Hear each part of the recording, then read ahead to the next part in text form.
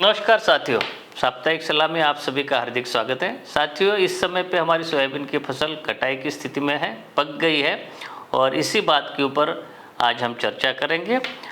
साथियों, अगर हम सोयाबीन की फसल की सही समय पर कटाई नहीं करते हैं तो चटकने से होने वाले नुकसान का खतरा रहता है।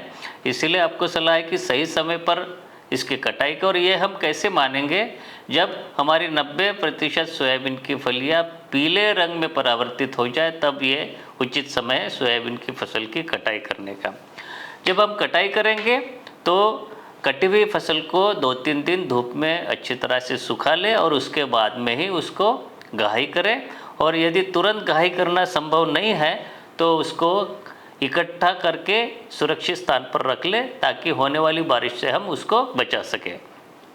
जब हमें घाई करनी है सोयाबीन की, तो जो हम सोयाबीन की फसल बीज के लिए इस्तेमाल करने वाले, यानी कि अगले साल बोने के लिए, तो उसकी जो घाई है 350 से 400 आरपीएम करने की सलाह है। क्योंकि इससे अधिक आरपीएम पे अगर घाई करते तो बीज को चोट पहुंचती है, नुकसान होता है और वो जो बीज है अंकुरन होने लायक नहीं रहता। तो साथियों, जब घाई करने के बाद में भी जब हम उसको भंडारण करने के लिए रखना है तो उससे पहले 2-3 रोज़ उसको धूप में सुखाना चाहिए, ताकि उसकी नमी कम हो जाए।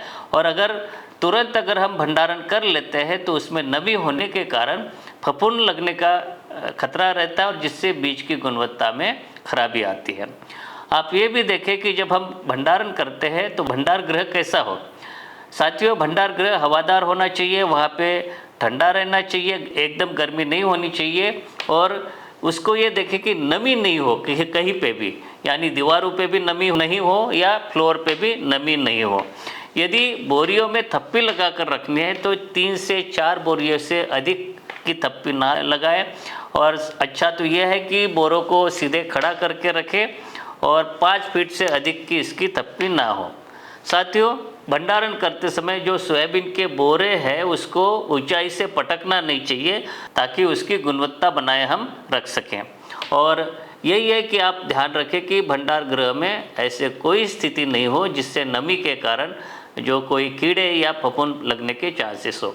तो साथियों, ये थी इस सप्ताह की साप्ताहिक सलाह। मिलते हैं अगले सप्ताह, तब तक के लिए आगे दीजिए। नमस्कार।